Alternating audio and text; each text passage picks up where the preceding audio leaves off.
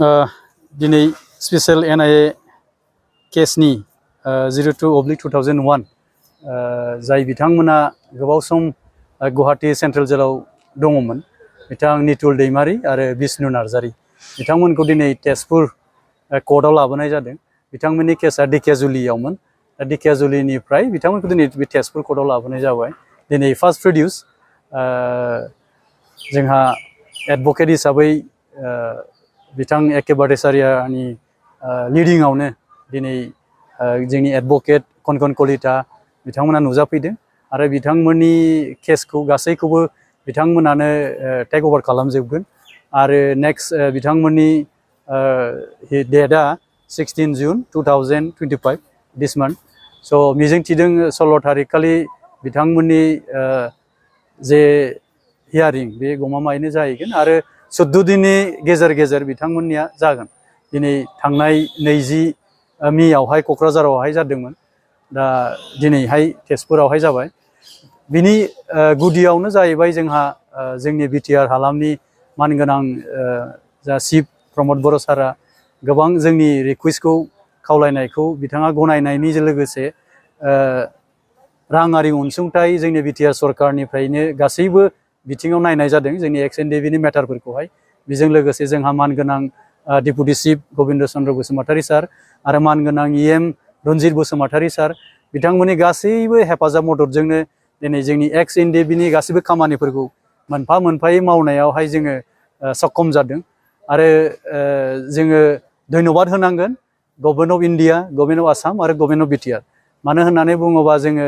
गोबाव समनिफ्रायनो जोङो नारसिनबोबाय थादोंमोन जोंनि गोबाव समनिफ्राय दुखु खस्थ'जों थानांनाय जोबथेसालियाव जेसेबां जोंनि Ex.N.D.F.B नि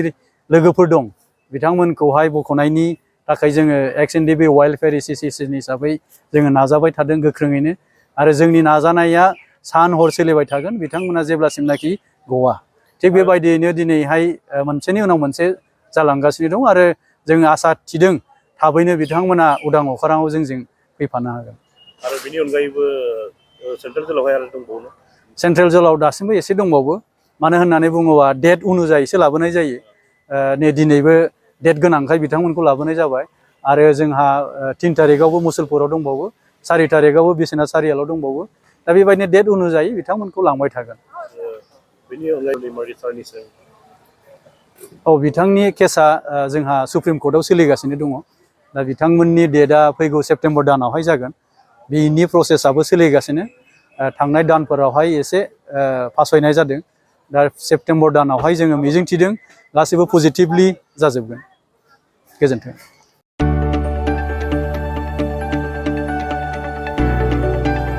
गोजोनथाव खौरां बर'नि आंगोथार गोथाव ओंख्रि जानो मोजां मोनग्रा रायजो राजाफोरनि थाखाय गोजोनथाव खौरां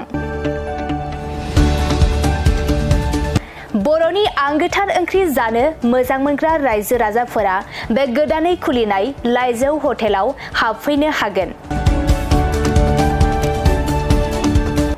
जाखांफुहांनाय लाइमोन फालांगिरि गपेश बसुमतारीया अदालगुरिनि टंलायाव बेखेवदों बर'नि आंगोथार ओंख्रि मोनग्रा गंसे हटेल अदालगुरि जिल्ला टंलानि मिउनिसिपाल बर्ड मावख'नि साखाथियाव गोदानै बर'नि गोग्गो जानाय आदारनि गंसे लाइजौ मुंनि हटेल बेखेवदों अदालगुरि जिल्लानि सिङाव थानाय फालांगिरि नोगोर टंलायाव गोदानै खुलिनाय बे लाइजौ हटेलाव बर'नि दोरोङारि जाग्रा आदारजों लोगोसे गोबां जाग्रा आदारफोरबो मोननो हागोन गोदानै बेखेवजानाय बे लाइजौ हटेलाव अमा बेदर बोरमा लकेल ना साम' नारजि अनला खारै थास' मैथा आरो नाफाम आरो गोबां आइटेमफोरखौ